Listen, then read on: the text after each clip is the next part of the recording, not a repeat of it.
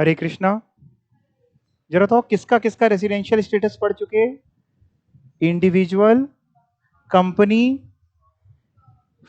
HUF, इनका पढ़ चुके। और एचयूएफ में मैंने एक क्वेश्चन आपको होमवर्क में दिया था, इलस्ट्रेशन 12, है ना? इसमें कोई डाउट है किसी को?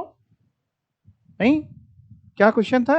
Hindu undivided family is being managed partly from Mumbai and partly from Japan. The Karta of HUF is a foreign citizen and comes to visit in India every year since 1980 in the month of April for 105 days.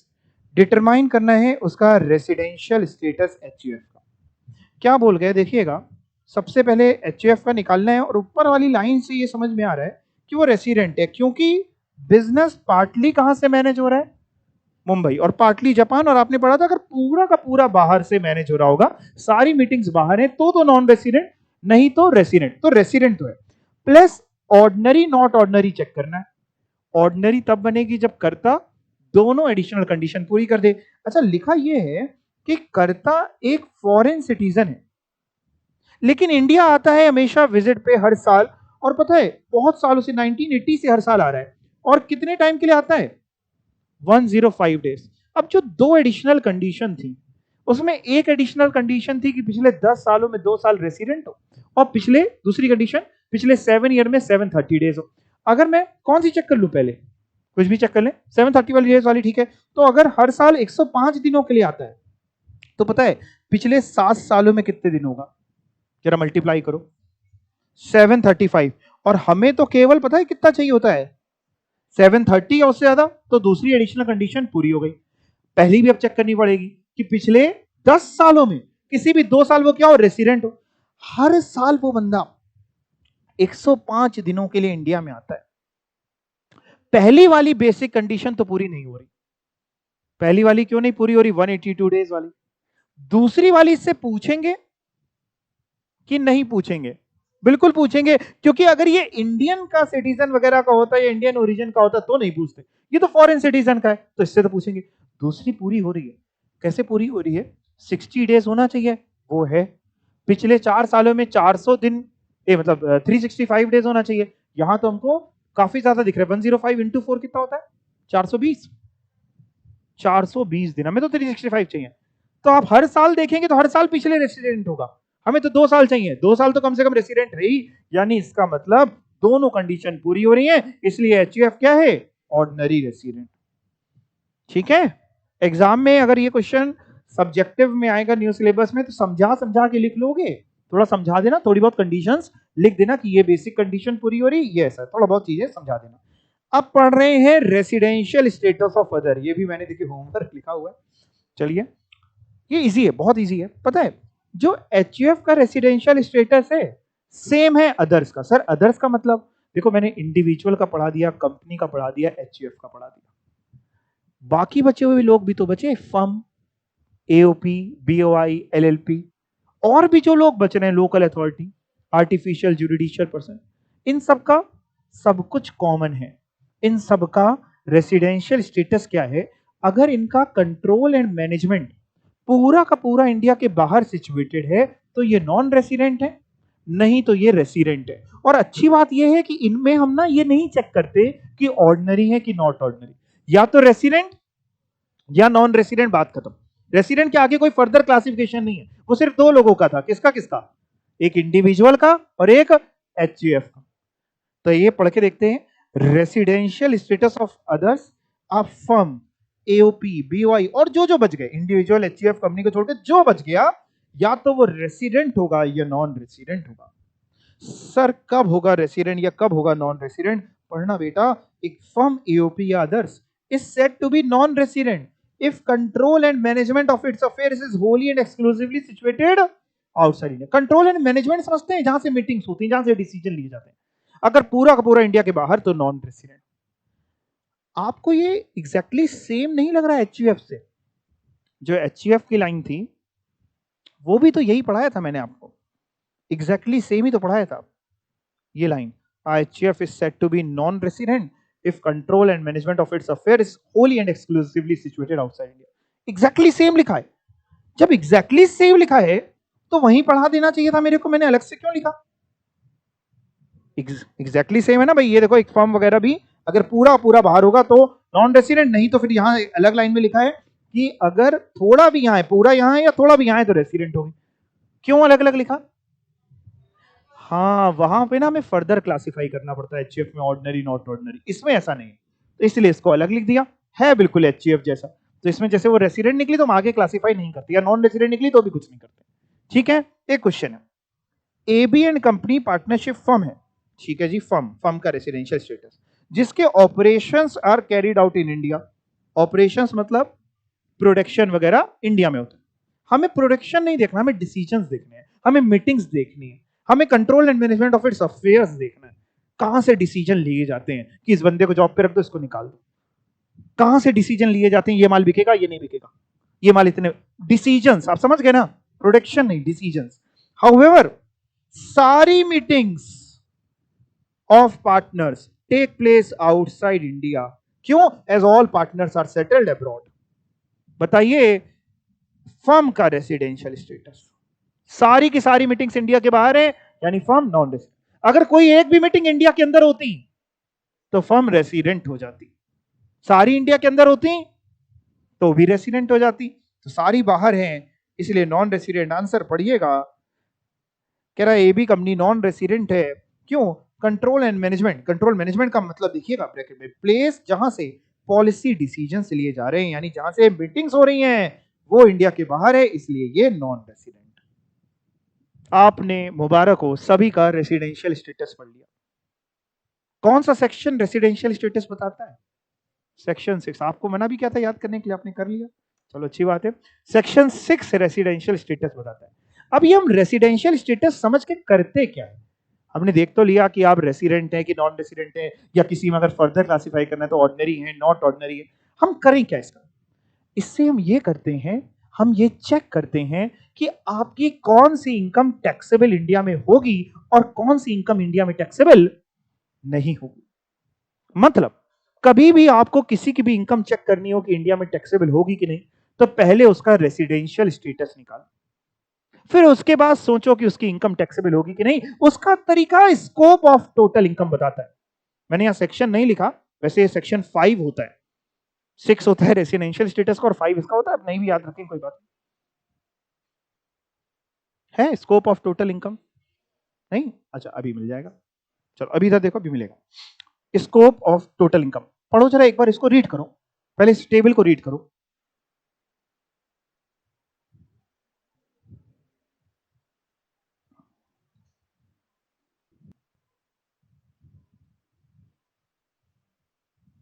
देखिए है क्या, हम लोगों ने अपनी incomes को basically 4 categories में बांटा हुआ है, ये देखने के लिए कि वो इनकम इंडिया में टैक्सेबल होगी कि नहीं। एक कैटेगरी 1, एक 2, एक 3, एक 4। पढ़ाऊंगा मैं आपको कि चारों कैटेगरी क्या है, बट उससे पहले ये समझाता हूं कि किसके हाथ में कौन सी कैटेगरी टैक्सेबल होती है।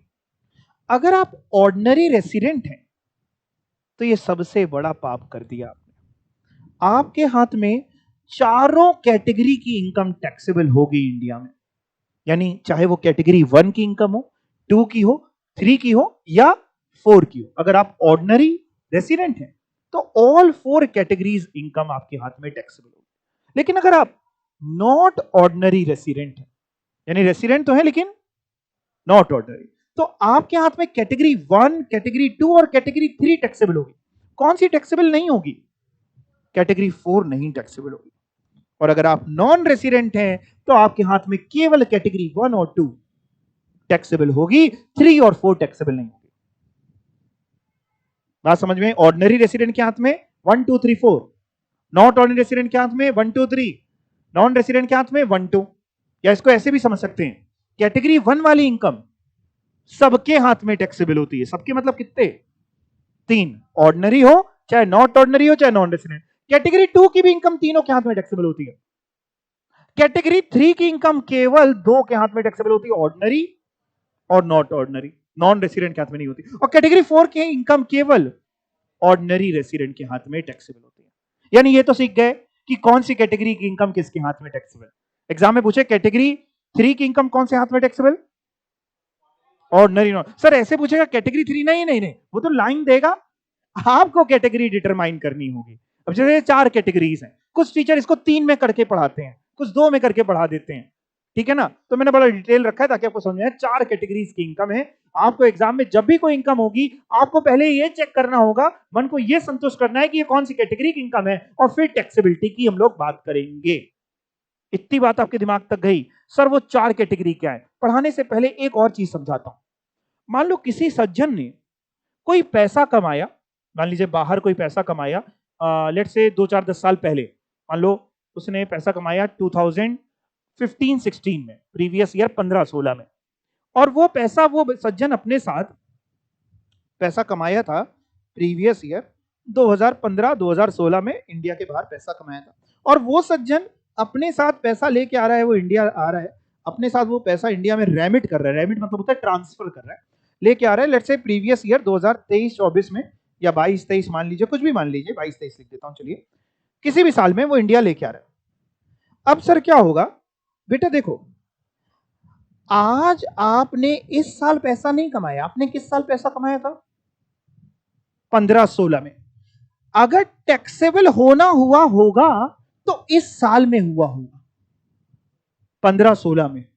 अगर लेट से वो इनकम उसने 15-16 में कमाई, और जब 15-16 में उसने वो इनकम कमाई, तब हमने चेक किया कि वो कौन सी कैटेगरी की इनकम है, या तो कैटेगरी 1 की निकली होगी, या 2 की निकली होगी, या 3 की निकली होगी, या 4 की। मान लीजिए बाहर कमाया और हमने चेक किया और उसकी कैटेगरी 4 की इनकम निकली, C4 लिख दिया, कैटेगरी 4, और हमने इसका रेसिडेंशियल स्टेटस भी चेक किया कि 15-16 में तुम क्या हो, तो 15-16 में हमने जब चेक किया था तो ये बंदा इंडिया में नॉन रेसिडेंट था, कैटेगरी 4 की इनकम कमाई, 15-16 में तुम नॉन रेसिडेंट थे, तो क्या 15-16 में वो इनकम टैक्सेबल हुई होगी? आंसर इज नो, क्योंकि कैटेगरी 4 की इनकम केवल ऑर्डिनरी रेसिडेंट के हाथ में टैक्सेबल होती है, नॉट ऑर्डिनरी रेसिडेंट के हाथ में भी नहीं होती और नॉन रेसिडेंट के हाथ में भी नहीं होती, तो उस साल टैक्सेबल नहीं हुई। आज वो बंदा अपने साथ इस पैसे को इंडिया लेके आ रहा है या इंडिया में ट्रांसफर कर रहा है, आज मतलब प्रीवियस ईयर 22-23 मान लो, तो क्या हमने उस साल टैक्स नहीं लिया तो उस इनकम पे आज ले लें? Answer is no. टैक्सेबल हुई थी कि नहीं हुई थी, वो तो उस साल पे डिपेंड करता है जिस साल की वो इनकम थी। दैट इज पास्ट अनटैक्स्ड प्रॉफिट्स या पास्ट अनटैक्स्ड इनकम, एनीथिंग, प्रॉफिट्स और इनकम, पास्ट अनटैक्स्ड इनकम को आप करंट ईयर में टैक्सेबल नहीं कर सकते, वो तो उसी साल का मैटर है ना। आप समझे, जिस साल की इनकम, उस साल का रेसिडेंशियल स्टेटस, उस साल की कैटेगरी, उस साल में या तो रेसिडेंट होंगे या नॉन रेसिडेंट होंगे, उसके हिसाब से डिपेंड हुई होगी, ठीक है, क्लियर? बाकी तो आपसे करंट की ही पूछेगा। मैंने ये इसलिए समझा दिया कि कभी आपसे अगर पूछे पास्ट अनटैक्स प्रॉफिट था, इस साल वो ऑर्डिनरी रेसिडेंट है, तो क्या इस साल टैक्सेबल कर दे? आंसर इज नो, इस साल नहीं टैक्सेबल हुई, तो उस साल होनी चाहिए, अगर हुई होगी तो, नहीं हुई तो छोड़ो। गई बात दिमाग में? कौन सी कैटेगरीज पढ़नी, कितनी पढ़नी है? 4। पहली 2 कैटेगरी सभी के हाथ में टैक्सेबल होती है, ट्रू और फॉल्स? ट्रू, सभी के हाथ में मतलब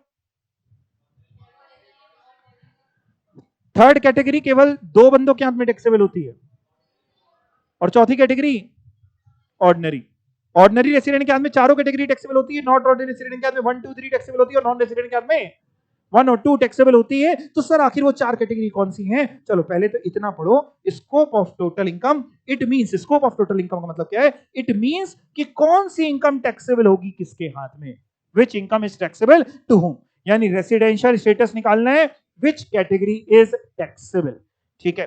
तो रेसिडेंशियल स्टेटस अगर आपका ऑर्डिनरी रेसिडेंट है तो सारी कैटेगरी टैक्सेबल होगी, नॉट ऑर्डिनरी रेसिडेंट है तो 1 2 3, नॉन रेसिडेंट है 1 2। एक बात और क्लियर कर देता हूं, मान लीजिए फर्म का रेसिडेंशियल स्टेटस आपने निकाला, अब फर्म या तो रेसिडेंट होती है या नॉन रेसिडेंट होती है, फर्म में ऑर्डिनरी नॉट ऑर्डिनरी का बाइफर्केशन तो होता नहीं है। अगर फर्म नॉन रेसिडेंट है तो बात आपको समझ में आती है, कैटेगरी 1 और 2 की ही इनकम केवल टैक्सेबल होगी, और फर्म अगर रेसिडेंट है तो हम कौन सी माने, हम समझ नहीं पा रहे, क्योंकि यहां पे तो ऑर्डिनरी नॉट ऑर्डिनरी लिखा है, रेसिडेंट में हम ये 4 वाली माने कि ये 3 माने? 4 वाली। अगर रेसिडेंट है तो हम उसको ऑर्डिनरी रेसिडेंट मानते हैं, यानी चारों। जैसे ऑर्डिनरी नॉट ऑर्डिनरी का बाइफर्केशन तो केवल इंडिविजुअल और एचयूएफ में है, बाकी कंपनी में ऐसा कोई बाइफर्केशन नहीं था, वो तो रेसिडेंट या नॉन रेसिडेंट थी। फर्म में, एलएलपी में, एओपी, बीओआई, इनमें कोई बाइफर्केशन नहीं था, या तो रेसिडेंट थी या नॉन रेसिडेंट थी। तो हम ये कह सकते हैं फर्म वगैरह, कंपनी वगैरह अगर रेसिडेंट है तो चारों कैटेगरी टैक्सेबल, नॉन रेसिडेंट है तो पहली और दूसरी टैक्सेबल, उसमें नॉट ऑर्डिनरी वाले जैसा कोई चक्कर नहीं है। बाकी तो आपको पता ही चल गया, इंडिविजुअल, एचईएफ वगैरह जो ऑर्डिनरी, नॉट ऑर्डिनरी, अगर ऑर्डिनरी तो चारों टैक्सेबल, नॉट ऑर्डिनरी है तो 3 टैक्सेबल, 1 2 3 मतलब, और नॉन रेसिडेंट है तो केवल 2 टैक्सेबल, 1 2। ठीक है, पढ़ें अब वो 4 कैटेगरी हैं क्या। बहुत इजी है, बहुत इजी है, 4 कैटेगरी बड़ी इजी है। यानी आपको इनकम दी होगी, फिर आपको कैटेगरी पहचाननी होगी। हमारे पास क्वेश्चन है, करेंगे आज की क्लास में। पहले कैटेगरी पढ़ते हैं। पहली, इनकम, ध्यान से पढ़िएगा, इनकम रिसीव्ड इन इंडिया और deemed to be received in India. Sir इसका क्या मतलब है, सुनिएगा इसका मतलब ध्यान से। मान लीजिए आपकी जॉब लग गई इंडिया के बाहर। अगर इंडिया के बाहर सेटल होना चाहोगे तो कौन सी कंट्री में जाओगे, सोचा कभी? नहीं। अच्छा, मान लो XYZ कोई भी कंट्री में, कनाडा में आपकी जॉब लग गई, ऑस्ट्रेलिया, यूएस, जहां आप जाना चाहें वहां आपकी जॉब लग गई।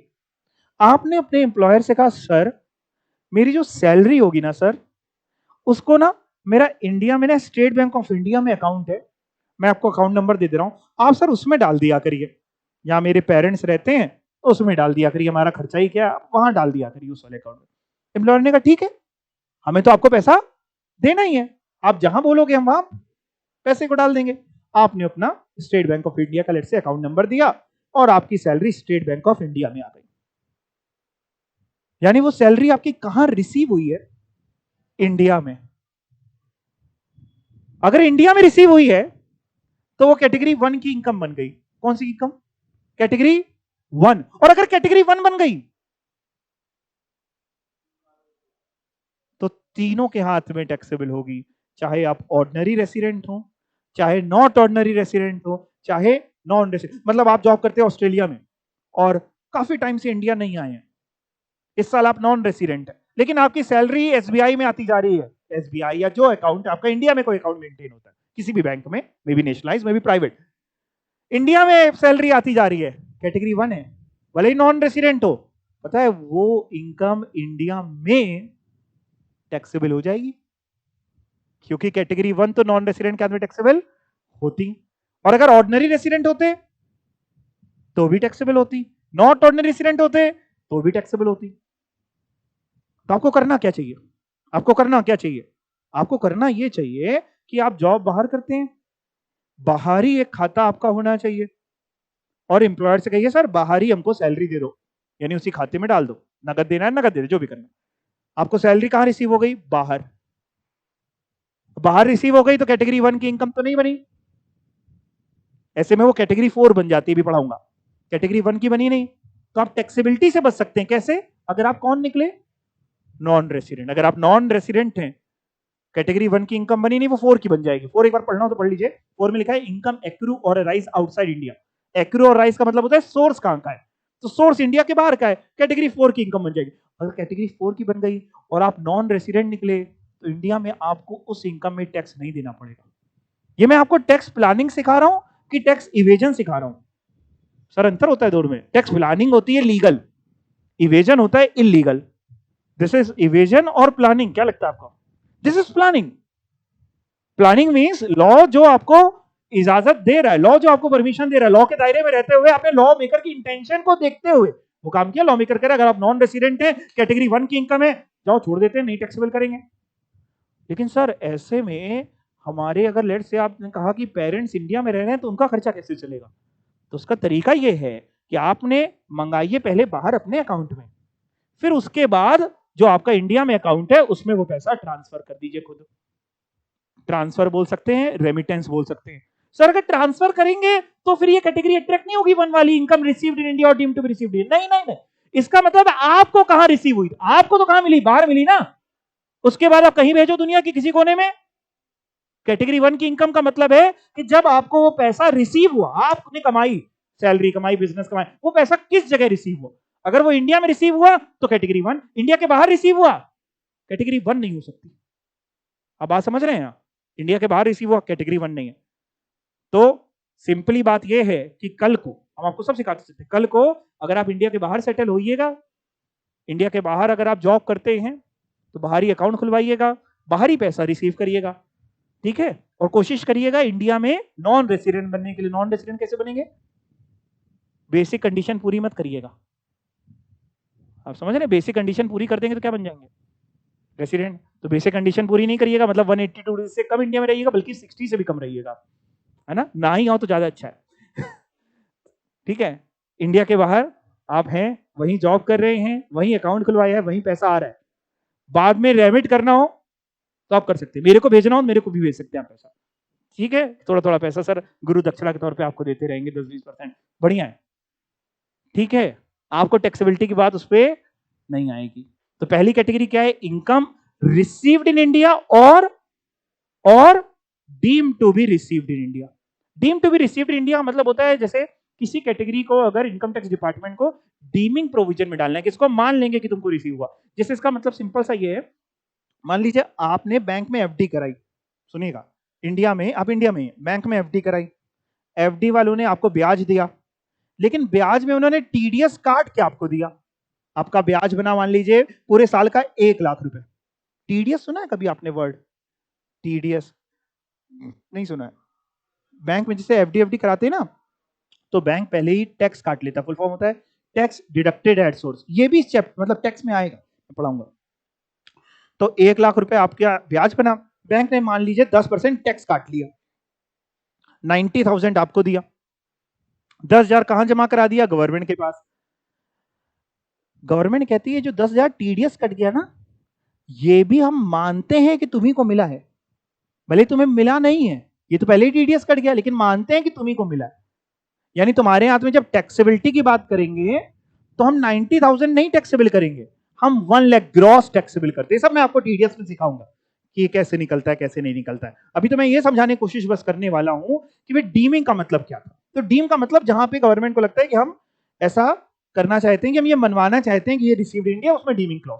तो आपको एग्जाम के लिए क्या समझ के जाना है? आपको ये समझ के जाना है वो इनकम अगर आपको पहली बार इंडिया में रिसीव्ड हुई है, वो इनकम जहां रिसीव्ड हुई अगर वो इंडिया में है तो कैटेगरी 1 की इनकम है। तो कैटेगरी 1 क्या याद करना है आपको? इनकम रिसीव्ड इन इंडिया और deemed to be received in India. Category 1 अगर निकलती है तो तीनों के हाथ में टैक्सेबल होती है, चाहे आप ऑर्डिनरी रेसिडेंट हो, चाहे आप नॉट ऑर्डिनरी रेसिडेंट हो, चाहे आप नॉन रेसिडेंट हो।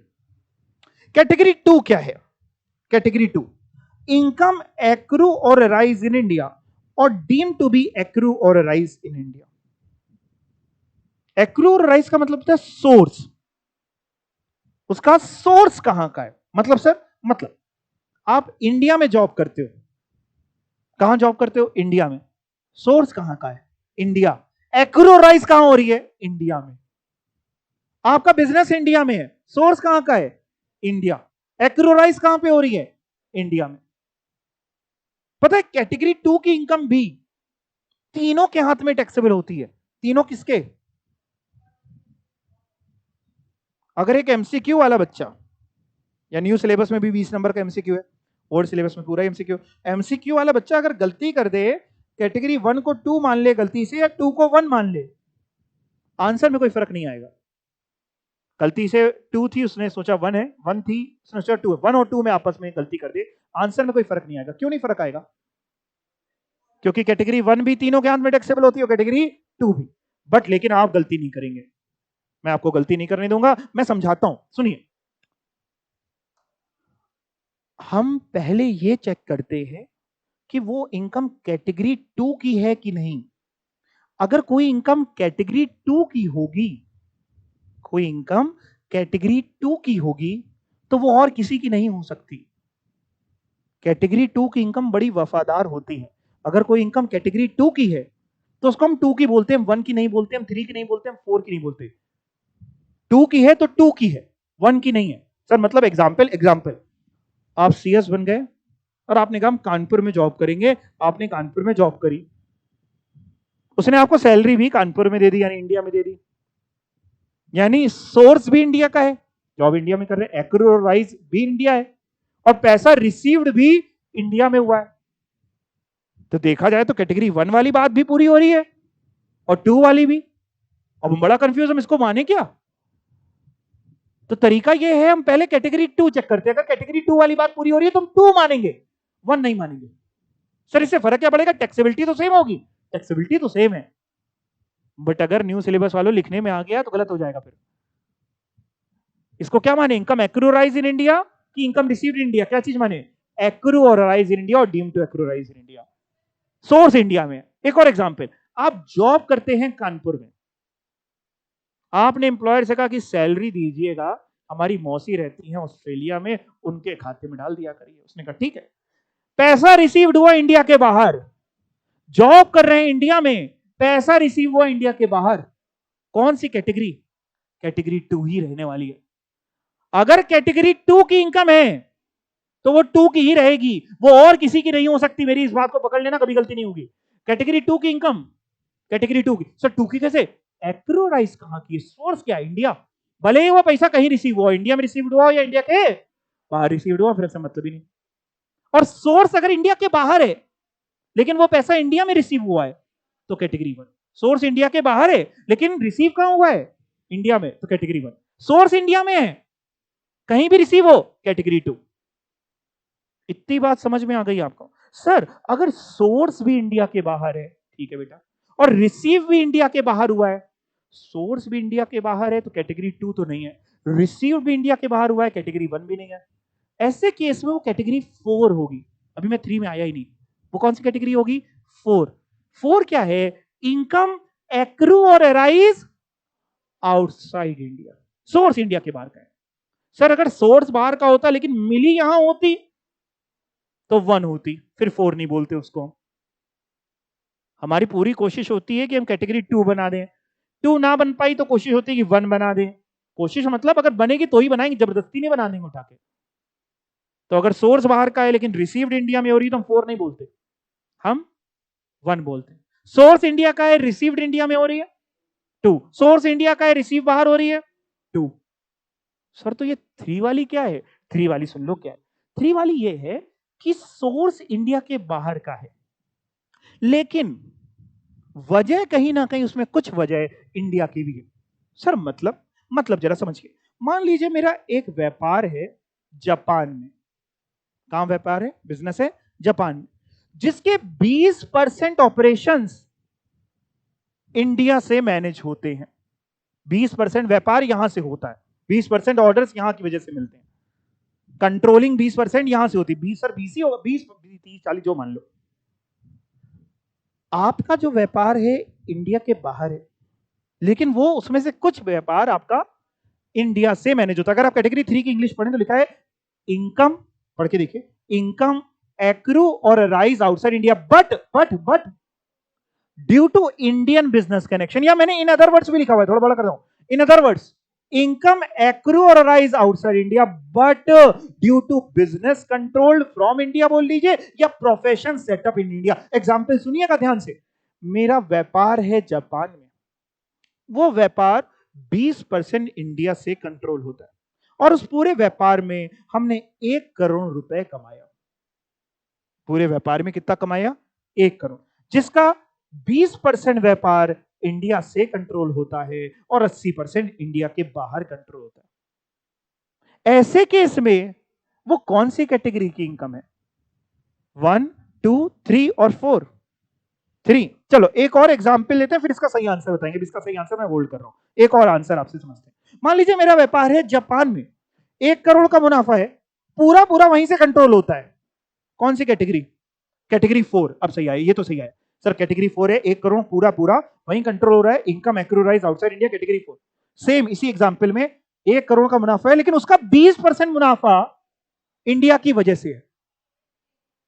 कैटेगरी 3 पूरा 1 करोड़ की इनकम कैटेगरी 3 की है? नहीं, उसकी 20% का टोटल इनकम 1 करोड़ की है, 20% बिजनेस इंडिया से कंट्रोल होता है, तो 1 करोड़ का 20% 20 लाख रुपए की इनकम कैटेगरी 3 की है, रिमेनिंग 80 लाख कैटेगरी 4 की है। फिर से सुनिए, पूरा पूरा व्यापार अगर इंडिया के बाहर का होता, Japan, Australia, Canada, US, Sri Lanka, जो बोलना है, पाकिस्तान, जहां का भी होता, इंडिया के बाहर का होता, तो कैटेगरी 4 की। रिसीव्ड भी वही हुई, एक्रूराइज सब कुछ वही हो रहा है, कैटेगरी 4। उसमें से अगर कुछ आप इंडिया से सेटअप कर रखा है, प्रोफेशन सेटअप इंडिया है, बिजनेस कंट्रोल फ्रॉम इंडिया, तो वो पोर्शन की इनकम कैटेगरी 3 की होगी, रिमेनिंग कैटेगरी 4 की होगी। इतनी बात समझ में आ गई? एक और एग्जांपल, हमारा व्यापार है कानपुर में, व्यापार है कानपुर में, इंडिया में कहीं पे भी आप मान लीजिए, मुंबई, दिल्ली, जहां मानना हो आपका, व्यापार इंडिया में 1 करोड़ का मुनाफा है। कौन सी कैटेगरी की income? 2, source accrue arise in India, category 2। इसी एग्जांपल में थोड़ा चेंज करके, 1 करोड़ की इनकम है, व्यापार है कानपुर में, लेकिन वो व्यापार 20% इंडिया के बाहर से कंट्रोल होता है। 80%, देखिए पूरा एग्जांपल समझिए, कानपुर में यानी इंडिया में व्यापार है, इंडिया में कहीं पे भी 1 करोड़ का मुनाफा है, लेकिन उसका व्यापार 20% बाहर से कंट्रोल होता है। कौन सी कैटेगरी की इनकम? 2 में कितनी? पूरी 1 करोड़ की, 80 लाख 2 की, और 20 लाख कैटेगरी 4 की। अब समझिएगा बात को, 80 लाख कैटेगरी 2 की और 20 लाख, कितने लोग कहते हैं यही? हाथ ऊपर करो, हाथ ऊपर करो। आप क्या कह रहे हैं फिर? अच्छा, इनका आंसर अलग है। हाँ, 80 लाख कैटेगरी 3 की और 20 लाख कैटेगरी 4 की। आपका तो आंसर गलत है, कैटेगरी 3 की तो ही नहीं। इनकम एक्रोराइज कहां पे हो रही है? इंडिया में, और बाकी सबका भी आंसर गलत है। ये पूरी की पूरी 1 करोड़ की इनकम कैटेगरी 2 की होगी। मेरी बात को पकड़िए, मैंने आपसे कहा जो कैटेगरी 2 की बन गई वो किसी और की बनती नहीं कभी। जो कैटेगरी 2 का है, 2 सबको ओवररूल कर रहा है। सोर्स कहां का है? इंडिया का। अब इंडिया से कंट्रोल हो, बाहर से कंट्रोल हो, कहीं से कंट्रोल हो, सोर्स क्या है? इंडिया। पूरी 1 करोड़ इनकम कैटेगरी 2 की है। भाई देखिए, कैटेगरी 3 में ये लिखा है कि सोर्स बाहर का है, कंट्रोल इंडिया से होता है। मैंने कोई कैटेगरी ये थोड़ी ना पढ़ाई आपको, कैटेगरी 3 में ये थोड़ी ना पढ़ाया कि सोर्स इंडिया का है, कंट्रोल बाहर से होता है, तो कैटेगरी 3 ये पढ़ाया नहीं। सोर्स अगर इंडिया का है, कंट्रोलिंग कहीं से भी है, कैटेगरी 2। जो कैटेगरी 2 का बन गया वो किसी का नहीं बनता, और जो 1 का बना, 2 का नहीं बना तो 1 का अगर अगर बना, 1 वाली 3 4 की कभी नहीं हो सकती। जो कैटेगरी 1 है वो 3 4 नहीं हो सकती। नहीं समझे? आधा आधा समझे? पूरा समझने के लिए एग्जांपल्स हैं। और उससे पहले एक नोट है, ये नोट मैं आपको समझा चुका हूं, पढ़ो। पास्ट अनटैक्स्ड प्रॉफिट, पिछले सालों के कोई प्रॉफिट नहीं टैक्सेबल हुए थे तब, तो क्या वो आज टैक्सेबल कर दें? Will not be taxable in the current year. चलिए एग्जांपल समझते, सब समझ में आएगा। डिटरमाइन करनी है taxability of income in the hands of ordinary resident, not ordinary resident, non resident in the following cases. Answer please मत देखिएगा, ठीक है? प्लीज मेरी रिक्वेस्ट है आपसे। केस 1 पहले हम लोग चर्चा करेंगे, फिर आंसर पढ़ेंगे। Profit on sale of A building in India. एक बिल्डिंग थी इंडिया में, हमने उसको बेच दी, बेचने में प्रॉफिट हुआ, कैपिटल गेन हुआ, लेकिन रिसीव्ड हुआ जापान में 50,000 का। प्रॉफिट हुआ, एक बिल्डिंग बेची इंडिया में 50,000 का प्रॉफिट, लेकिन वो पैसा आपको यहां मिला नहीं, मिला है जापान में। कौन सी कैटेगरी की इनकम है? 2। कितने लोग कह रहे 2? अब आप सब सही आंसर बता रहे हैं, कैटेगरी 2 है। क्यों? क्योंकि सोर्स इंडिया। सोर्स कैसे इंडिया का है? प्रॉपर्टी इंडिया की थी ना, सोर्स तो इंडिया हुआ, कैटेगरी 2 ही है। पूरी 50,000 कैटेगरी 2 किसके हाथ में टैक्सेबल होगी? ऑर्डिनरी की नॉट ऑर्डिनरी की नॉन रेसिडेंट? कैटेगरी 2 है, किसके हाथ में टैक्सेबल होगी? तीनों के हाथ में टैक्सेबल होगी। अब इसका आंसर बढ़ते हैं। द अबव केस फॉल्स, पढ़ा तो नहीं तो तुम लोग आंसर देख के तो नहीं बता रहे थे? The above case falls in the second category, that is income accrued in India, so it will be taxable in the hands of all 3 types of resident, that is whether it may be ordinary resident, not ordinary resident या non resident. Case number 2, pension from former employer in India. आप कहीं job करते थे, retire हो गए, retirement के बाद pension मिलती है ना, हर महीने हर साल पेंशन मिल रही है। पेंशन मिल रही है आपको, एम्प्लॉयर है इंडिया का वहां से, लेकिन वो मिल कहां रही है? चाइना में 43,000 की। एम्प्लॉयर इंडिया का है और आपको पेंशन दे रहा है, लेकिन मिलती कहां है? चाइना में मिलती, खाता आता वहीं पे होगा आपका। कौन सी कैटेगरी? कैटेगरी 2 ही है ये भी, क्योंकि सोर्स क्या है? इंडिया। अगर सोर्स इंडिया है, कैटेगरी 2 है, तीनों के हाथ में टैक्सेबल होगा, यही आंसर लिखा है, ठीक है? थर्ड पढ़िएगा, इंटरेस्ट ऑन यूएस बॉन्ड्स, ऊपर कर दे रहा हूं थोड़ा। इंटरेस्ट, ब्याज मिला कहां पे? यूएस के बॉन्ड्स हैं, यहां के नहीं, इंडिया के नहीं, यूएस के बॉन्ड्स हैं, 20,000 रुपए का ब्याज मिला। ब्रैकेट में लिखा है जिसका 1/4 ऑफ विच, 1/4 ऑफ विच मतलब जिसका 1/4 इंडिया में रिसीव्ड हुआ है। 20,000 रुपए का ब्याज है, ब्याज की इनकम है, यूएस के बॉन्ड्स हैं, यूनाइटेड स्टेट्स बाहर के बॉन्ड्स हैं, और 20,000 का 1/4, 20,000 का 1/4 कितना होता है? 5,000 इंडिया में रिसीव्ड हुआ है, 15,000 बाहर ही रिसीव्ड हुआ है। कौन सी कैटेगरी की इनकम? कैटेगरी 1 की इनकम कितने रुपए की? 5, और बची हुई 15,000 वो भी तो किसी कैटेगरी की होगी, वो कैटेगरी 4 की। बची हुई 15,000 कैटेगरी 4 की, 5,000 कैटेगरी 1 की। जो 5,000 कैटेगरी 1 की है वो किसके हाथ में टैक्सेबल? तीनों के हाथ में। और जो 15,000 है जो कैटेगरी 4 है वो केवल ऑर्डिनरी स्टूडेंट। अच्छा, अगर इसी क्वेश्चन में मान लो ये ब्रैकेट में लिखा ही ना होता, आप मत काटना पीटना, आप सिर्फ देखना, ये ब्रैकेट में ना लिखा होता तो क्या आंसर होता? तो पूरी 20,000 कैटेगरी 4 की होती। बट ये लिखा है तो इससे ये समझ में आया कि 20,000 में 15,000 कैटेगरी 4 की है और 5,000 कैटेगरी 1 की है। सर जो 4 की है वो क्या बाद में 1 की हो सकती है? हाँ हो सकती है, 1 की 4 की नहीं हो सकती। मेरी बात थोड़ी गंभीर है, जल्दी जाएगी नहीं दिमाग में। जो कैटेगरी 1 की बन गई वो 4 की नहीं बन सकती, जो 4 की बन गई वो 1 की हो सकती है। कैसे हो सकती है 1 की? अगर रिसीव्ड इंडिया में हो जाए तो 1 की हो जाएगी फिर वो। तो इसमें आंसर पड़िएगा 1/4 पार्ट जो है 5,000 रुपए इंडिया में रिसीव्ड हुआ है, फर्स्ट कैटेगरी है, वो तीनों के हाथ में टैक्सेबल होगी, और रिमेनिंग 3/4 पार्ट जो है वो बाहर है, कैटेगरी 4 है, केवल ऑर्डिनरी रेसिडेंट के हाथ में टैक्सेबल होगी। केस 4, इनकम 69,000 की earned and received outside India in 1718 but later on remitted word मतलब होता है transfer, but later on remitted to India in 22-23। बताइए कौन सी कैटेगरी की इनकम है? 1 2 3 4 किसके हाथ में टैक्सेबल होगी?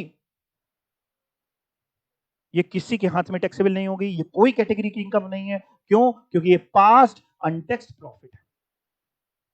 टैक्सेबल हुए होंगे या नहीं हुए होंगे तो डिपेंड करता है 1718 में कि कैसे कमाया गया था, क्या था क्या नहीं था। आज तो आप रेमिट कर रहे हैं, आज टैक्सेबल नहीं होने वाला, चाहे आप ऑर्डिनरी हो आज, चाहे नॉट ऑर्डिनरी हो, चाहे नॉन रेसिडेंट हो। आंसर पड़िएगा इनकम प्रिटेन करती है, रिलेट करती है प्रीवियस ईयर 17-18 को, इस साल टैक्सेबल नहीं कर सकते साहब। प्रॉफिट फ्रॉम ए बिजनेस इन नागपुर, नागपुर कहां, इंडिया में बाहर है? नागपुर के क्या फेमस है? ऑरेंजेस, ठीक है। Profit from a business in Nagpur control होता है दुबई से। दुबई कहां है? यही बाजू में, बाहर है? अच्छा बाहर है। 83,000, आंसर मत पढ़िएगा, बताइए। Control from Dubai, category 1 2 3 4 4। Profit from a business in Nagpur but control 100% controlling बाहर की है। व्यापार यहां है, कंट्रोल बाहर से हो रहा है। व्यापार यहां है, कंट्रोल बाहर से हो रहा है। कैटेगरी 1 2 3 4, 2 कितने लोग? 2, समझ गए, सीख गए, वेरी गुड, आप गलती नहीं करते। यानी the above case falls in second category. Reason mean आपका व्यापार नागपुर में है, और जो व्यापार नागपुर में है तो सोर्स इंडिया का है, भले कहीं भी मिले, कहीं से भी कंट्रोल हो, कोई लेना देना नहीं। कैटेगरी 2 है, सभी के हाथ में टैक्सेबल होगी। Income from agriculture in Pakistan not taxable. Reason mean agricultural income taxable नहीं होती। लेकिन साहब एग्रीकल्चरल इनकम इंडिया की होती है तो टैक्सेबल नहीं होती, वो एग्जेम्प्ट होती है। ये एग्जेम्प्ट नहीं है, टैक्सेबल होगी। अगर इनकम एग्रीकल्चर इनकम होती इंडिया से खेती बाड़ी करके, वो एग्जेम्प्ट हमारे इंडिया में। बाहर की एग्रीकल्चरल इनकम एग्जेम्प्ट नहीं है। इतनी बात समझ में आ गई? पाकिस्तान की एग्रीकल्चरल इनकम एग्जेम्प्ट नहीं। तो पहले में कैटेगरी समझनी पड़ेगी, इसमें कैटेगरी निकलेगी। कौन सी कैटेगरी? केवल इतना लिखा है income from agriculture in Pakistan 10,000। क्या समझे? 1 2 3 4 4 4 है, किसके हाथ में टैक्सेबल होगी? 4 वाली टैक्सेबल। अगर आप ऑर्डिनरी होंगे तो टैक्सेबल होगी, बाकी दोनों के हाथ में टैक्सेबल नहीं होगी। अब ऑफ केस फोर्थ कैटेगरी का है, केवल ऑर्डिनरी रेसिडेंट। सर अगर यहां पाकिस्तान की जगह इंडिया लिखा होता तो क्या होता? अगर इंडिया लिखा होता तो तीनों के हाथ में एग्जेम्प्ट होती, किसी के हाथ में टैक्सेबल नहीं होती। हम कैटेगरी देख ही नहीं रहे होते, वो एग्जेम्प्ट इनकम है। इतनी बात समझ में आ गई? Case number 7, income from business in Switzerland ₹1 lakh remitted in India. व्यापार तो स्विट्जरलैंड में है, 1 लाख रुपए कमाया, लेकिन रेमिट कर दिया इंडिया में। कैटेगरी 1 2 3 4, हिंट दे देता हूं, या तो ये 1 की है या 4 की है। 1 और 4, या कुछ 1 कुछ 4। रेमिटेड टू इंडिया, व्यापार बाहर का। अगर देखो केवल इतनी लाइन लिखी होती, ये हटाते हैं, आप ना काटना, ये इतना लिखा होता income from business in Switzerland 1 lakh, तो कौन सी कैटेगरी होती? तो कैटेगरी 4 होती। और अगर ये लिख दिया तो 1 होगी। हैंड रेस करो, जो कह रहे 1 होगी, जल्दी हैंड रेस करो। और जो कह रहे नहीं 4 ही होगी, वो आप कुछ नहीं बोल रहे, कुछ बोलना सही नहीं है यहाँ पे। रेमिटेड वर्ड का मतलब होता है ट्रांसफर, मतलब ये इनकम पहले कहीं मिल चुकी है, बाद में हमने लेटर ऑन रेमिट करी है। रेमिटेंस वर्ड का मतलब होता है ट्रांसफर, मतलब रिसीव कहीं और हो चुकी है स्विट्जरलैंड में, बाद में हमने रेमिट करी। इस बात से कोई फर्क नहीं पड़ता कि हमने कहां रेमिट करी। ये कैटेगरी 4 ही रहने वाली है। व्यापार स्विट्जरलैंड में कैटेगरी 4 की इनकम होगी, केवल ordinary resident can be taxable होगी। हाँ, अगर यहां पे ये लिखा होता रेमिटेड वर्ड की जगह रिसीव्ड वर्ड लिखा होता कि income from business in Switzerland ₹1 lakh received in India, तो कैटेगरी 1 होती, तो तीनों के हाथ में टैक्सेबल होती, चाहे आप ऑर्डिनरी रेसिडेंट होते, नॉट ऑर्डिनरी रेसिडेंट होते या नॉन रेसिडेंट होते। लेकिन रेमिटेड इन इंडिया मतलब कहीं और रिसीव हो चुकी है। मतलब समझ में आया आपको? कैटेगरी 4 ही है पूरी की पूरी ये, और केवल ऑर्डिनरी रेसिडेंट के हाथ में टैक्सेबल होगी। इनकम फ्रॉम एग्रीकल्चर इन उन्नाव, उन्नाव कहां है? इंडिया में है, ठीक है ना, यूपी में है, कानपुर के पास है, ठीक है। रिसीव्ड हुआ है रशिया, रशिया भी इंडिया में नहीं, बाहर है, और 5 लाख रुपए। बोलो कहां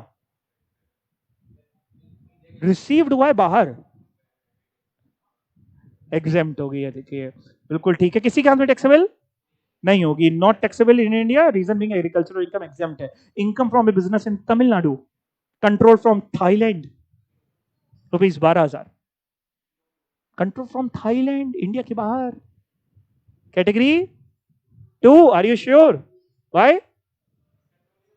ठीक है, बिजनेस तमिलनाडु में है, सोर्स यानी इंडिया है, सोर्सिंग अगर इंडिया की है तो कंट्रोलिंग इंडिया से हो, इंडिया के बाहर से हो, उससे कोनो फर्क ना पड़े है, यानी सेकंड कैटेगरी है, तो तीनों के हाथ में टैक्सेबल होगी बिटवा। आखिरी केस, प्रॉफिट बिजनेस है कानपुर में, कंट्रोल होता है दिल्ली से। 2 क्या देख के बता रहे हो? 2 सोर्स इंडिया का है और कंट्रोल भी वैसे भी इंडिया से हो रहा है, बाहर भी हो रहा होता तो भी कैटेगरी 2 ही रहती है। किसके हाथ में टैक्सेबल होगी? तीनों के हाथ में, ठीक है। अब आपका कोई डाउट है तो आप मेरे से पूछिए। है कोई डाउट? नहीं। एग्जाम में आपसे क्वेश्चन पूछेगा कैसे, वो सुन लो। आपसे एग्जाम में वो क्वेश्चन ऐसे बनाएगा, हिंदी में सुनना। वो आपसे कहेगा कि एक सज्जन है, मान लो एक सज्जन है मिस्टर अग्रवाल, उन अग्रवाल जी की ये सोर्सेस से इनकम हुई, उन्होंने कहां कहां से पूरे साल में पैसा कमाया वो बता देगा। मान लो वो कहेगा कि एक उन्होंने ये प्रॉफिट इससे कमाया, ये पूरी लाइन लिख देगा। अगली लाइन में लिख देगा कि इससे कमाया, इससे कमाया, यानी वो मान लो 10 केसेस दे देगा कि मिस्टर अग्रवाल ने 10 जगह से पैसा कमाया। पहले तो ये पॉसिबल है कि नहीं? एक इंसान इतना सारा पैसा कमा सकता है? काहे नहीं पॉसिबल है, इम्पॉसिबल तो कुछ भी नहीं है। तो वो आपको एक क्वेश्चन बना देगा कि एक सज्जन है जिन्होंने ऐसे पैसा कमाया, और सारी आपको ये दे देगा, और आपसे पूछेगा कि आप बताओ कि अगर वो ऑर्डिनरी रेसिडेंट होंगे तो उनके हाथ में टोटल इस साल कितने रुपए टैक्सेबल होंगे? तो आप फिर कैसे करोगे? सबका इतना काम तो आपको करना ही जितना भी किया है, और फिर टोटल करना पड़ेगा। ऑर्डिनरी रेसिडेंट होगा तो टोटल कितना टैक्सेबल होगा, तो टोटल करना पड़ेगा। करके बताओ, करोड़ रुपयों का टोटल करो। ऑर्डिनरी रेसिडेंट के हाथ में जानते हो ना कौन कौन सी कैटेगरी टैक्सेबल होती है? कौन कौन सी? ऑल 4। तो पैसा बताओ टोटल कितने रुपए टैक्सेबल होंगे? ओल्ड सिलेबस वालों ध्यान से निकालो, अगर एमसीक्यू में आ गए तो कैसे करोगे? और न्यू सिलेबस वालों से भी पूछेगा तो टोटल करके दिखाना पड़ेगा नीचे। ऑर्डिनरी, हाँ कैलकुलेटर ले लीजिए, नीचे कर दें। पहले ये लोग भी कुछ बच्चे भी कैलकुलेटर की व्यवस्था कर रहे हैं, है ना? कैलकुलेटर निकाल लो।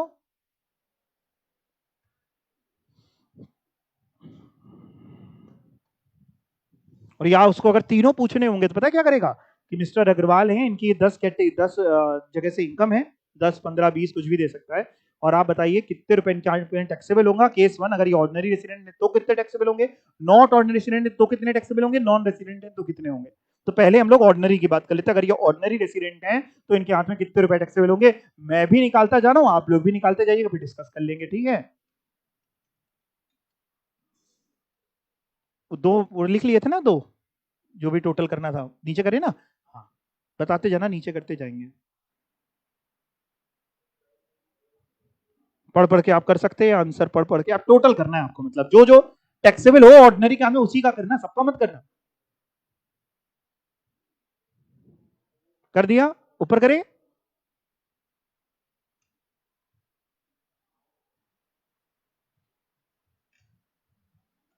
तो ये 3 कर लिए और नीचे करते जा रहे हैं। हम भी तो निकालने हैं, फिर तुम लोग हमसे आंसर पूछोगे तो हम कैसे बताएंगे? हम भी तो कर लें टोटल।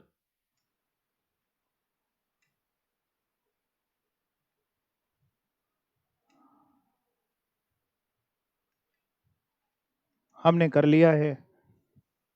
ऑर्डिनरी रेसिडेंट के हाथ में कितने रुपए टैक्सेबल होंगे मैंने टोटल कर लिया है। तुम लोग बताओ तुम लोग का क्या आया। आपका आ रहा है 4,86,000। आपका आ रहा है 4,02,000, 4,02,000, 4,02,000, 4,02,000, 4,02,000 बड़े बच्चों का आ रहा है। मैं लिख लेता हूं। एक बच्चा कह रहा है 4,86,000 और बाकी सब बच्चे कह रहे हैं 4,02,000। और कोई आंसर नहीं आ रहा है? और कोई आंसर? 4,02,000। ऑनलाइन वाले बच्चों क्या आंसर आएगा अगर ऑर्डिनरी रेसिडेंट होगा?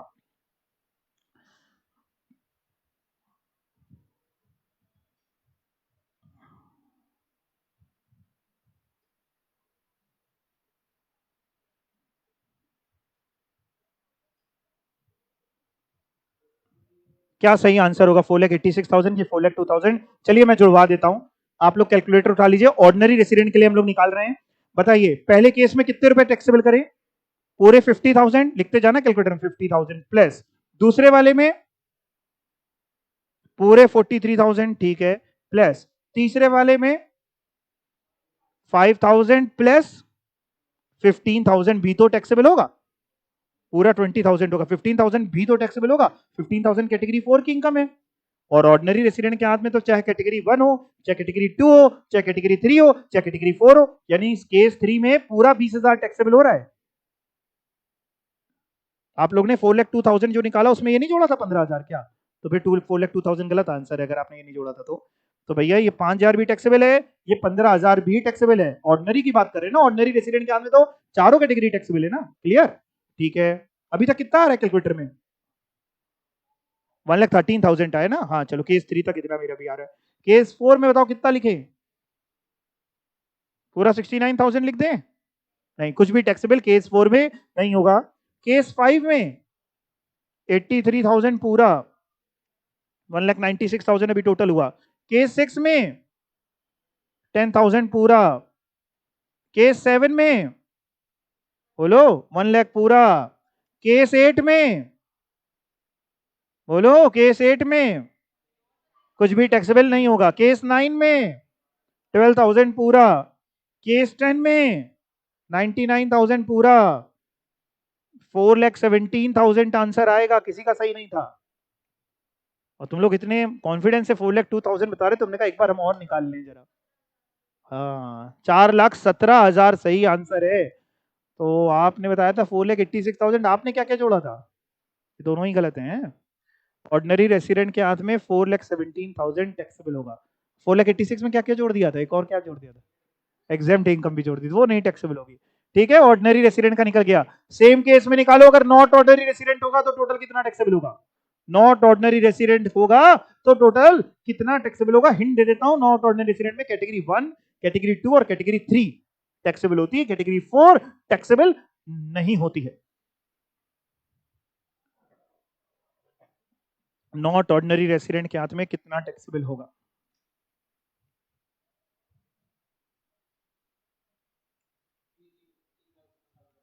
सही सही निकालना, जल्दीबाजी में गलत कर देते हो।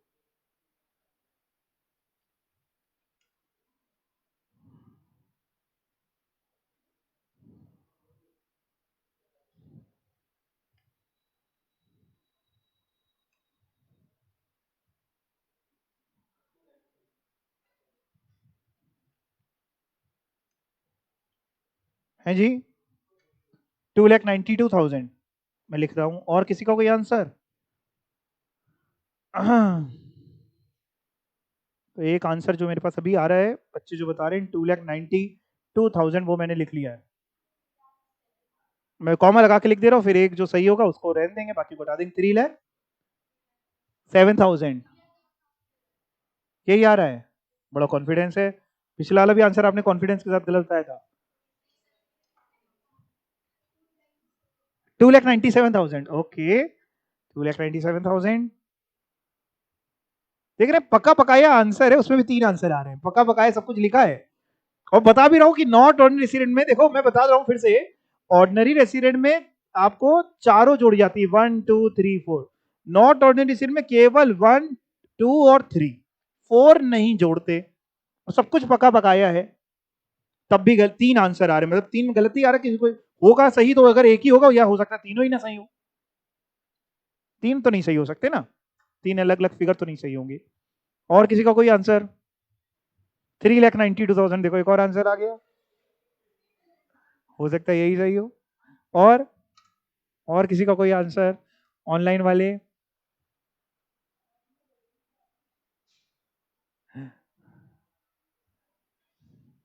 किसी का आंसर? अच्छा, 2,92,000 किसका किसका था? कोई हाथ ही नहीं उठा ना, हाँ आपका था। 3,07,000, ओके। 2,97,000, ओके। और 3,92,000, ओके। आपने कोई आंसर नहीं दिया है, कुछ भी टोटल नहीं हो पा रहा। अच्छा, और आप भाई साहब? बस होने वाला है। 2,97,000 वाले में आप जाना चाहेंगे? 2,92,000 में जाना चाहेंगे?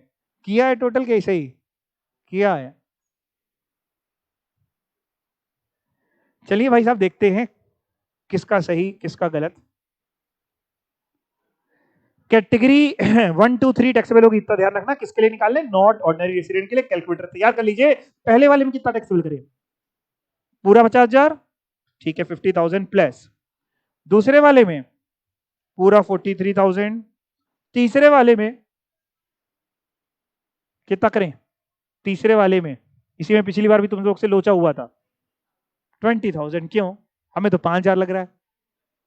15,000 तो कैटेगरी 4 की इनकम है, 5,000 कैटेगरी 1 की इनकम है, 15,000 कैटेगरी 4 की। और कैटेगरी 4 की इनकम नॉट ऑर्डिनरी रेसिडेंट के हाथ में टैक्सेबल नहीं होती। कैटेगरी 4 की इनकम केवल ऑर्डिनरी रेसिडेंट के हाथ में टैक्सेबल होती है, नॉट ऑर्डिनरी रेसिडेंट के हाथ में भी टैक्सेबल नहीं होती, नॉन रेसिडेंट के हाथ में भी टैक्सेबल नहीं होती। तो 5,000 जो है वो टैक्सेबल होगा। नहीं समझ में आया? फिर से समझिए भैया मेरे, इस 20,000 में ये बाइफर्केशन किया है ना आपने, 20,000 का बाइफर्केशन ये है ना कि 20,000 में 5,000 ऐसे लिख दो, समझ जाएंगे। 1 का मतलब कैटेगरी 1 की इनकम है, और 15,000 कैटेगरी 4 की इनकम है। 1 की इनकम जो होती है ये तीनों के हाथ में टैक्सेबल होती है, चाहे आप OR हो, चाहे NOR हो, चाहे NR हो। लेकिन 4 वाली इनकम केवल OR के हाथ में टैक्सेबल होती है, ऑर्डिनरी के हाथ में। किसके किसके हाथ में नहीं होती? नॉट ऑर्डिनरी रेसिडेंट के हाथ में भी नहीं होती, नॉन रेसिडेंट के हाथ में भी नहीं होती। तो हम लोग जब नॉट ऑर्डिनरी रेसिडेंट का निकालेंगे तो केस नंबर 3 में केवल 5,000 तो जोड़ेंगे, 15,000 थोड़ी ना लेंगे। समझे कि नहीं समझे हैं? अब हमने चेंज कर दिया आंसर, कितना हो जाएगा? 2,92,000 हो जाएगा। अच्छा एक बार रुको, हम ऊपर से जो भूल गए क्या क्या जोड़ चुके थे। केस 1 में जोड़ा था 50,000, फिर 43,000, फिर 55,000। केस 3 तक जोड़ने पे मेरा 98,000 आ रहा है, मैं अभी और जुड़वा दूं। केस 4 में कितना जोड़े? केस 4 में जल्दी बताओ।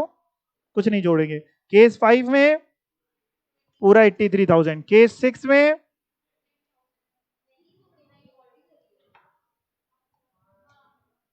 केस 6 में कुछ भी नहीं जोड़ेंगे, नॉट ऑर्डिनरी रेसिडेंट के हाथ में कैटेगरी 4 टैक्सेबल नहीं होती। केस 7 में नहीं जोड़ेंगे, 8 में नहीं जोड़ेंगे, एग्जाम्प्ट है। 9 में पूरा 12,000 जोड़ेंगे, कैटेगरी 2 थी। केस 10 में 99,000 पूरा जोड़ेंगे, कैटेगरी 2 थी। 2,92,000 सही आंसर है। ठीक है, एक और बता दो, यानी इसमें इतने सारे आंसर तुम लोगों ने बताए, तो ये जो पहला वाला लिखा है किसने बताया था? 2,92,000। आपका ठीक था, बाकी सबका गलत है। आपने बता दिया था लेट सवेर करते हुए, लेकिन आपका भी चलो ठीक था, है ना? तो भैया इसका सही आंसर ये है। अब पता है हम क्या पूछेंगे एक और बताने के लिए? क्या पूछ रहे हैं? किसका पूछे बोलो?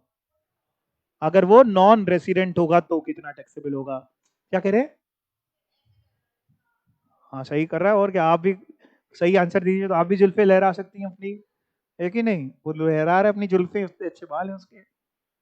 नॉन रेसिडेंट के हाथ में बताइए कितने रुपए टैक्सेबल होंगे, करिए टोटल। और जिस भी लड़का लड़की ने सही आंसर दिया वो स्टाइल मार सकता है, बिल्कुल मार सकता है। 125 रुपए केवल?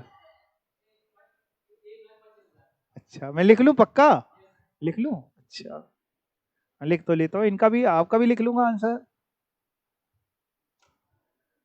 ऑनलाइन वाले कोई जवाब ही नहीं दे रहे भैया, भैया जवाब दो, हो कि सो गए।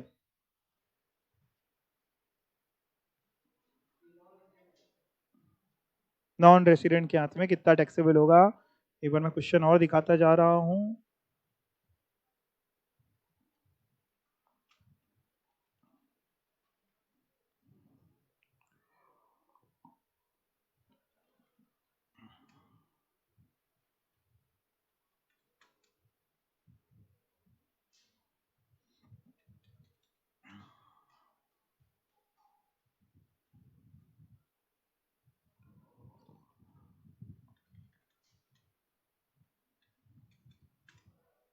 मेरा आंसर आ गया है और मेरे को बाकी भी बच्चों का आंसर का इंतजार है। तो नॉन रेसिडेंट का एक ऑप्शन तो मेरे पास बच्चे ने बताया है, और जो जो आप बताएंगे मैं लिखता जाऊंगा।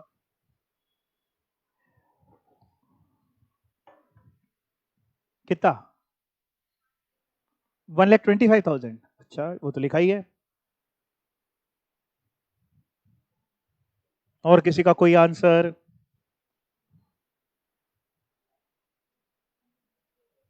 1,25,000 ही आ रहा है। ओके, हिंट दे देता हूं सभी को, हिंट दे दे रहा हूं। नॉन रेसिडेंट के हाथ में केवल कैटेगरी 1 और 2 टैक्सेबल होती है, कैटेगरी 3 और कैटेगरी 4 नहीं टैक्सेबल होती है। नॉन रेसिडेंट के हाथ में केवल 1 और 2 टैक्सेबल होती है। बिल्कुल पका पकाया हलवा था और आपको खाना था, लेकिन आप ठंडा करके उसको खा ही नहीं पा रहे, अपनी जीभ जला ले रहे हैं बार बार। लिखा है, सब कुछ लिखा है, बस आपको कैटेगरी 1 और 2 वैल्यू का टोटल करना है और कुछ नहीं करना है, तो नॉन रेसिडेंट का आंसर आ जाएगा। सब कुछ तो आंसर में लिखा है, आंसर पढ़ पढ़ के आप चेंज करेंगे अपना आंसर क्या? 3,07,000। चलो हम चेंज कर देते हैं। तो आपने बताया क्यों नहीं, आप इंतजार क्यों कर रहे थे? 3,07,000 आपका, लेकिन 1,25,000 आ रहा था ना। चेंज करेंगे तो 1,25,000 हटा दें, किसी का नहीं है, किसी का नहीं है। आपका 3,07,000 आया था पहले। अरे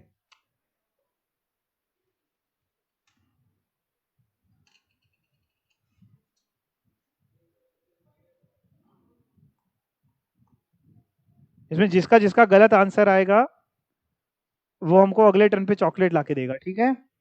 पक्का? 2,92,000 लिख दें? लिख देते हैं।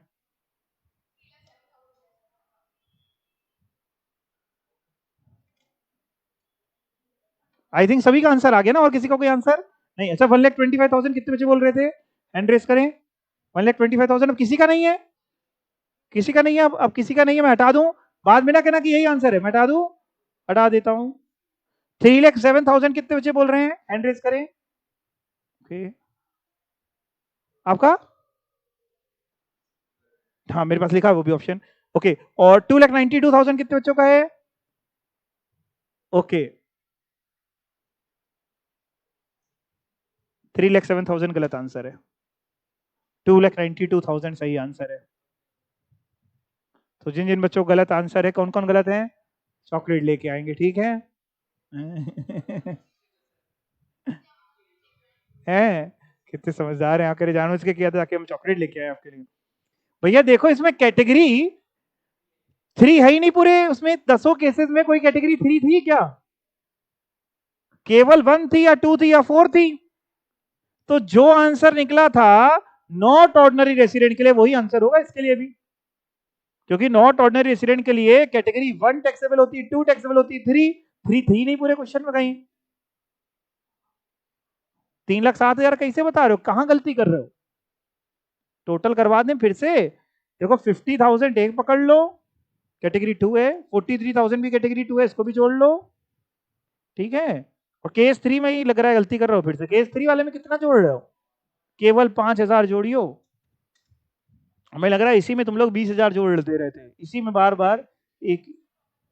हाँ, जो प्रॉब्लम दे रहा है उसका इलाज करना चाहिए कि उसको काट के फेंक देना चाहिए?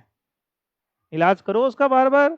हाँ, फोर्थ में कुछ भी टैक्सेबल नहीं होगा, फिफ्थ में 83,000, सिक्स्थ में कुछ भी टैक्सेबल नहीं होगा, सेवेंथ में भी नहीं होगा, एट्थ में भी नहीं होगा, नाइन्थ में 12,000 और टेंथ में 99,000, तो 2,92,000 सही है।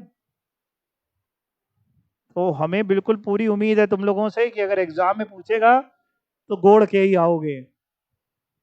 गोड़ना समझते हैं आप? गोड़ना नहीं समझते हैं आप? यहाँ के नहीं है ना हम लोग। गोड़ने का मतलब बताओ इनको, गोड़ के आओगे हैं, बिगाड़ के आओगे। बिगाड़ना समझते हैं?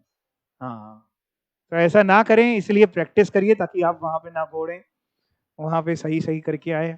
और यहाँ पे आपका रेसिडेंशियल स्टेटस खत्म हो गया। ठीक है, थैंक यू।